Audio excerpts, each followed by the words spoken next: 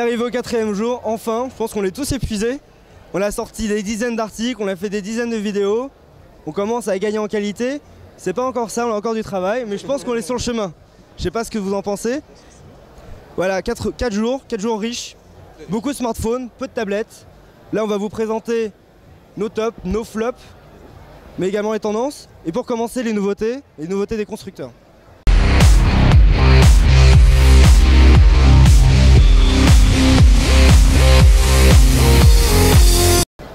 Alors sur les nouveautés, ce qui est dommage, c'est qu'ils ont tous fait leur petite conférence le dimanche, juste avant le salon. On y était, c'est pas un problème. Le problème, c'est que c'était un brouillon de nouveautés et qu'il a fallu analyser tout ça pendant les 3-4 jours. Ça faisait beaucoup. Exactement. Je pense que je vous conseille même aux constructeurs d'attendre le lundi ou le mardi pour présenter leurs nouveautés. C'est peut-être plus compliqué au niveau de la logistique, mais c'est ce qu'il faudrait faire. Alors, je vais commencer par HTC. Je pense que c'était le constructeur qui était le plus attendu. Oui. On connaissait à peu près tout, mais on attendait de voir la forme, on attendait de voir les produits. La prise en main, voilà. Ils ont présenté la gamme HTC One. Une seule gamme, un seul produit. HTC One avec 3 smartphones. Dans les smartphones, on a le HTC One V qui ressemble au HTC Legend et au HTC Hero. C'est intelligent parce que c'est un design qui est très proche de HTC. C'est la marque, c'est l'ADN de HTC, la petite, le bas du téléphone qui est un peu courbé. L'appareil photo qui sort. Ça, c'est HTC.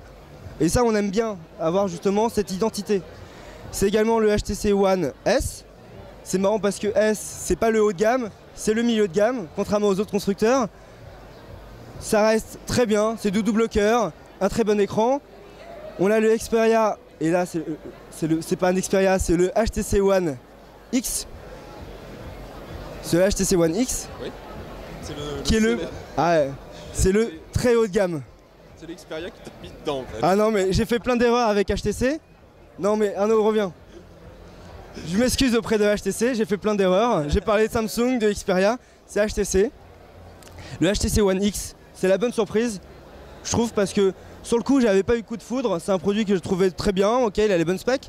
Mais lorsqu'on regarde l'ensemble, c'est le plus homogène. Et franchement, c'est, je pense, celui qui a la meilleure expérience Android de tous les smartphones. Et surtout avec HTC Sense 4.0 sur Ice Cream Sandwich, qui arrive quand même à compléter Ice Cream Sandwich, alors que sur Ice Cream Sandwich, on avait déjà une très bonne expérience. Oui, c'est une belle réussite. C'est pour le moment le smartphone, et vous allez voir dans mes coups de cœur, c'est le meilleur smartphone pour moi. Sony, et là je ne parle pas de Sony Ericsson, je parle bien de Sony, parce que ça a changé, c'est les premiers smartphones de Sony. Ils ont gardé le Xperia, c'est un peu comme expérience, ils ont présenté 3 smartphones comme HTC. C'est le Sony Xperia S, on connaissait, le plus haut de gamme, le test est publié depuis la semaine dernière, très bon. C'est celui qu'on recommande actuellement, le meilleur smartphone actuel. On a le Sony Xperia P et on a le Sony Xperia V. U. Ah excusez-moi, c'est compliqué. Sony Xperia U. Non mais je pense, non mais c'est vrai que c'est compliqué. Oui. Il y a trop de lettres. Il y a trop de lettres, on définit pas. Avant c'était les noms, maintenant c'est les lettres. Donc le Sony Xperia U, c'est l'entrée de gamme. Et donc tous les 3 téléphones sont à peu près similaires, sauf qu'ils ont chacun une spécialité, une spécificité, et c'est intéressant. Mais c'est surtout ce qui est intéressant, c'est ce que Sony est en train de mettre en place, c'est un véritable écosystème avec de la PlayStation, de la télévision, de la tablette, des services liés à la musique, liés à la vidéo. Et là on voit un truc arriver un peu à la Apple, c'est-à-dire quelque chose d'homogène et de complet. Donc là, je suis bien conscient que c'est pas un fabricant, c'est un fondeur, c'est Nvidia. Nvidia, c'est juste le premier fondeur à commercialiser des processeurs quad-core. Non mais c'est pas vrai, oui, c'est le premier. Les autres, ils ont une longueur d'avance. Je pense qu'ils ont quasiment 1 an d'avance par rapport aux concurrents. Le Qualcomm arrivera à la fin de l'année et le Huawei ne sera pas commercialisé avant le second semestre. Ils ont 1 an d'avance et en plus ils ont réfléchi. Ils ont mis 4 cœurs plus simples pour l'autonomie. Et c'est pas rien. Ils équipent les nouvelles tablettes sur Ice Cream Sandwich, mais ils équipent également les smartphones haut de gamme sur Ice Cream Sandwich. C'est le Nvidia Tegra 3. Donc concernant Samsung, on a eu peu de nouveautés, hein, on est d'accord. On a eu 2 tablettes. Tablette Galaxy Tab 2 10.1 pour compliquer les noms. On a eu la Galaxy Note en 10.1 également. Donc deux produits qui sont similairement la même chose, sauf que la Galaxy Note, on aura la possibilité d'utiliser le stylet. Côté smartphone, beaucoup attendaient l'annonce d'un Galaxy S3. Ce ne sera pas, ce sera pas cette année sur le Mobile World Congress. Dans les cartons. Exactement, c'est dans les cartons. Ça va bientôt paraître, mais on ne sait pas quand. Donc pour Samsung, je crois que c'est bon. Oui, ZTE. Donc ZTE, c'est aussi la grosse annonce sur le salon. Énormément de matériel. Ils ont eu 4 ou 5 smartphones. Ils ont annoncé 2 tablettes. En France, on n'aura qu'une seule tablette, plus 1 ou 2 smartphones. Donc ce qui est sûr, c'est qu'on aura la PF100 concernant les tablettes. Et on aura le ZTE Era, donc c'est du quad-core, 1 Go 5. C'est le modèle haut de gamme de la marque ZTE qui va rivaliser en fait avec l'ensemble des autres smartphones du marché haut de gamme. Concernant la marque Alcatel One Touch, donc il y a une marque chinoise qui ne fait pas partie du groupe Alcatel France, comme certains pourraient le penser. Donc a annoncé plein de devices. On est allé sur le stand, il y avait, je ne vais pas dire de bêtises, il devait y en avoir 10 ou 15. Ouais, facile. En fait, pour le marché français, il y aura 1 ou 2 devices. Certainement le One Touch Plus 995. C'est un simple core 1 Go 4. Donc ce sera un modèle qu'on va voir arriver en France, certainement dans le courant de l'année, et qui sera certainement distribué chez les opérateurs. LG cette année au MWC je pense qu'on est un peu tous d'accord pour dire, a fait une petite erreur qui est d'annoncer une multitude de smartphones directement en début d'année 2012. Parmi ces smartphones, on a des entrées moyenne de gamme avec le L1, le L3 ainsi que le L5. Plus haut de gamme, nous avons donc le successeur au niveau de la 3D qui est le LG Optimus 3D Max.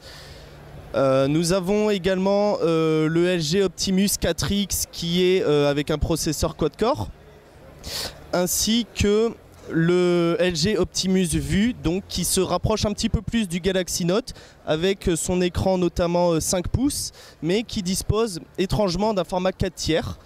Donc la prise en main est un petit peu difficile parce que l'écran est assez large concernant LG. Du côté des marchés japonais, nous avons les 2 constructeurs Panasonic et Fujitsu qui ont cette année pris la voie de l'étanchéité, donc avec des smartphones qui sont résistants et à la poussière et à l'eau. Notamment avec Panasonic qui nous dévoile 2 smartphones, le Eluga et le Eluga Power.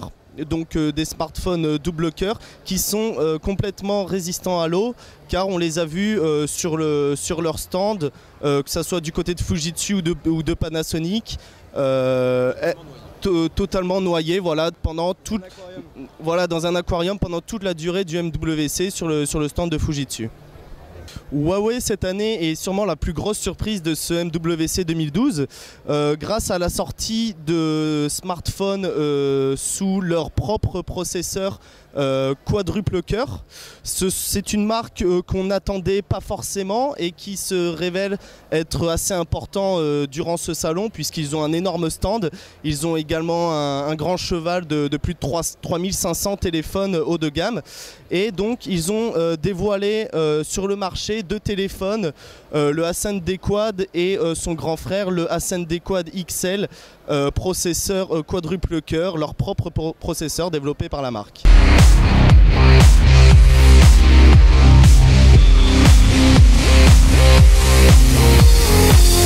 Parmi les tendances du Mobile World Congress, ce qu'on peut remarquer, c'est que les tablettes n'étaient pas très présentes.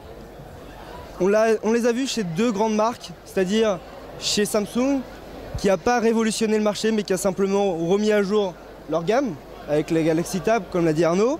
On l'a également ACR, c'était pas de la nouveauté, mais c'est simplement une présentation de leur gamme, avec une gamme assez complète, c'est-à-dire la A2, la A510 et la A700.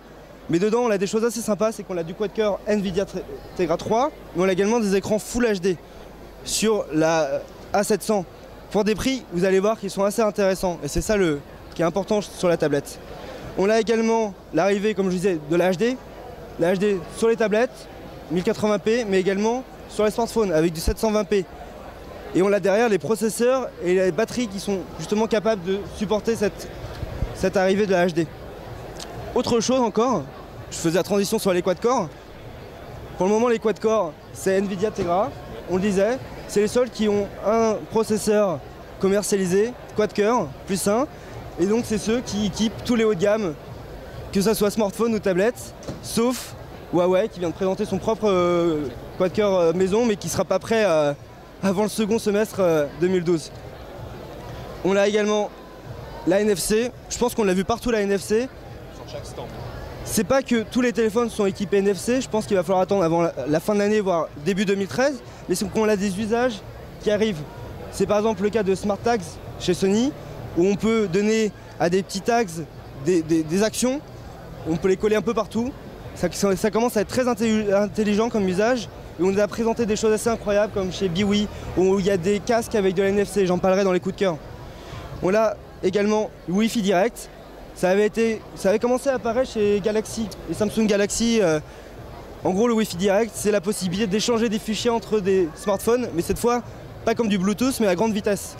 Et ça va être très intéressant au sein de la maison pour échanger des fichiers entre l'ordinateur, le smartphone ou la télévision. On a, et ça comme le disait Loïc, je pense qu'il peut en parler, l'arrivée, l'émergence et la puissance des Chinois avec Huawei, ZTE et Alcatel One Touch. Voilà, oui, c'est ça, c'est vraiment les deux principaux constructeurs, Huawei et ZTE, qui sont un petit peu arrivés en masse en fait durant ce salon avec leur smartphone quad-core, et on a aussi les japonais, Fujitsu, Panasonic, qui nous montrent quand même des concepts un petit peu novateurs avec une étanchéité maximale qui peut durer longtemps. C'était donc notamment une tendance de ce MWC 2012. C'est vrai, ce qu'on peut dire, c'est que finalement on a des Asiatiques qui innovent beaucoup. C'est le cas d'Asus. C'est ceux qui ont le plus innové durant le salon. On a des Asiatiques qui ils innovent beaucoup, mais ils montent en puissance également avec les Chinois.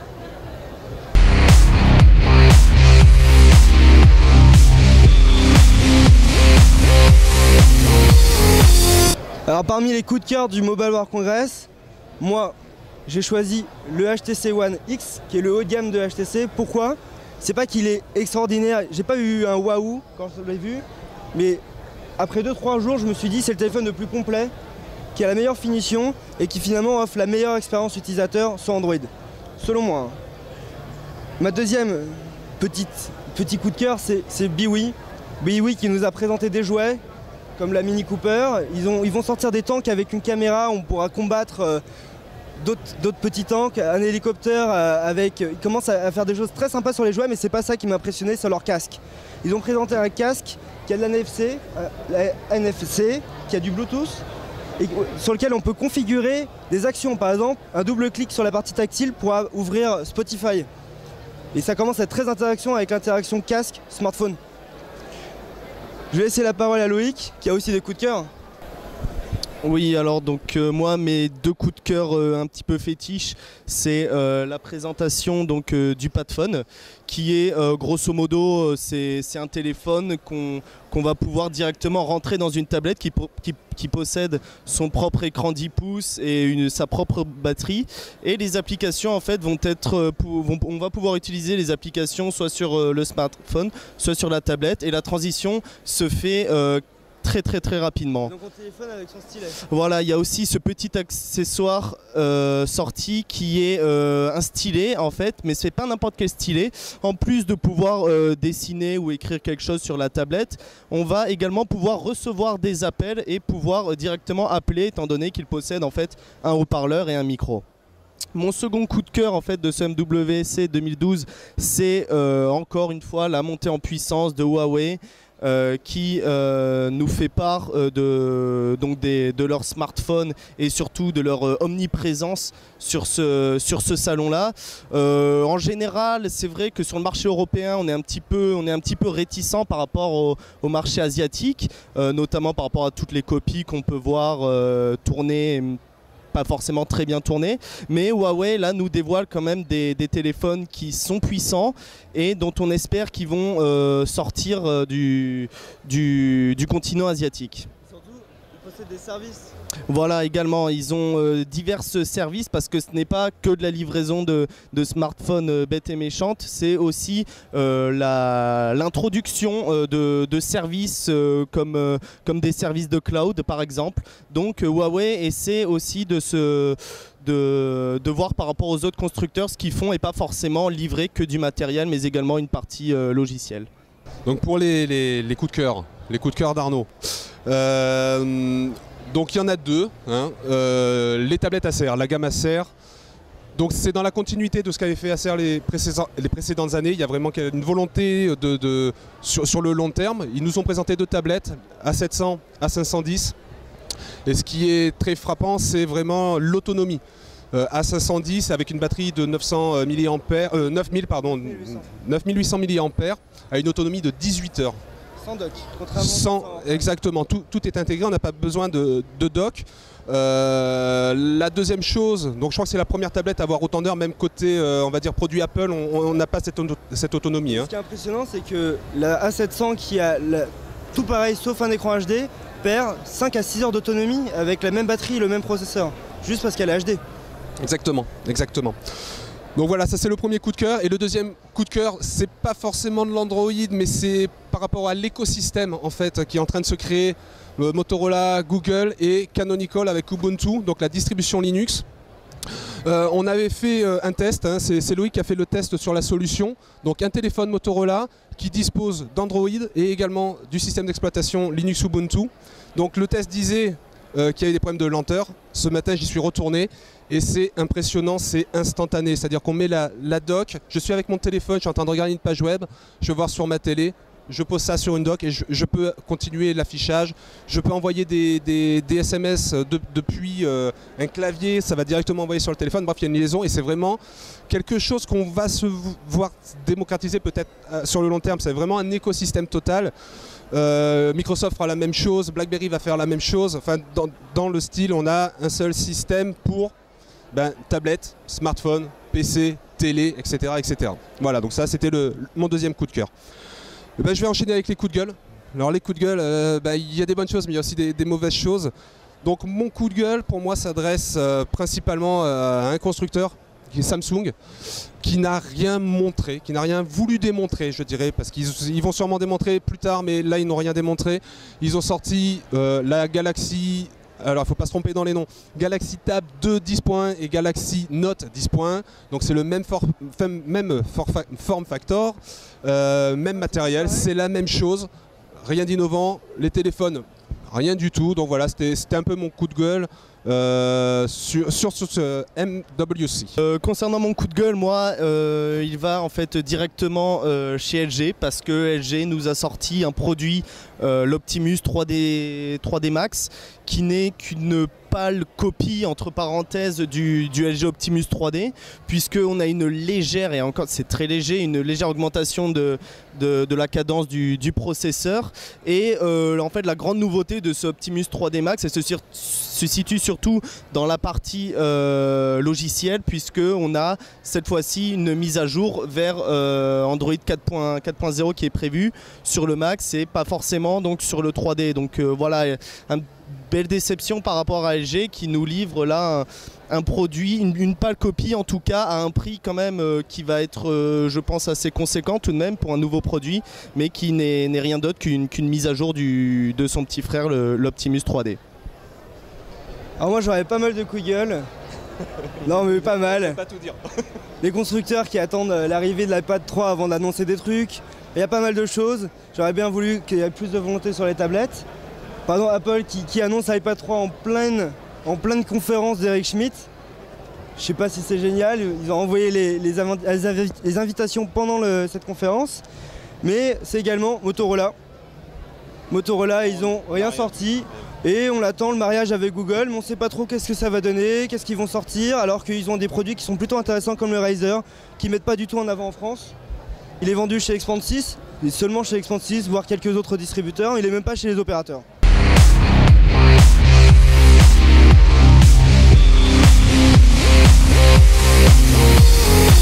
Enfin pour conclure, ce qui est impressionnant c'est que le Mobile World Congress est devenu quasiment un salon Android. 80%. Arnaud il a dit 80%. Tout à l'heure tu avais dit 70, moi j'avais dit 90, mais finalement c'est quasiment ça. Par contre, Nokia ils sont gourmands, ils sont très gourmands parce que pour avoir abandonné Mobile World Congress sur les années précédentes, ils viennent de revenir en force. Ils ont quasiment pris la moitié d'un hall. Je veux dire qu'un hall c'est très très grand. Avec des produits plutôt sympas en plus, c'est du Nokia Lumia 900 etc. Vous pourrez voir ça sur frawin.com, ça commence à être pas mal. Tous les autres constructeurs Windows, ils attendent la fin d'année pour annoncer leur nouveauté, ils attendent Windows Phone 8. Bon ok, on va voir ce que ça donne. Je pense qu'on a terminé de toute façon, on vous donne rendez-vous. C'est quoi le prochain rendez-vous? C'est les tests de tous les produits qui sont sortis, tous les produits annoncés là, donc c'est du HTC, c'est du Sony. On va tester.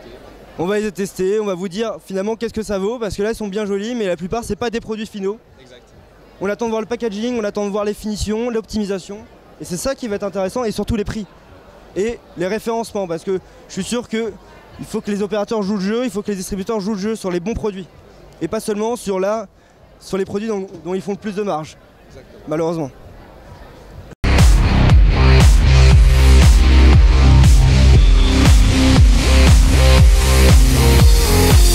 Grosse impro. Attends une seconde. Clap 1, Ok. prise 1. P et Xperia S, le Xperia S dont on connaît, car on l'a D. Pour commencer, c'est... Ouais, on fera une pause. On fera une pause. Ouais, je sais, ouais. C'est pour ça que je... HTC. Ah oui, les pompes. Non, les nouveautés. Attends, les pompes. Les nouveautés. Oui, les nouveautés. Bled de la TV. On a surtout 3 produits. Après le Sony Xperia... Non mais je veux dire, on peut le faire là. Donc il n'y a pas besoin de rigoler. Également un écosystème complet avec de la PlayStation, de la télévision. Mais qu'est-ce qu'elle a dit là? Donc sur les 3 téléphones Android, on a le HTC One U. U comme Ulrich qui s'est loupé. Parce que Ouais. Huawei. Une voix bizarre là. C'était une tentative de... Ah, il chauffe les lumières hein. Ouais, je chauffe un max. C'est bien le droïde. Bon, c'est bon? Maintenant, Edouard il va en chier pendant le montage.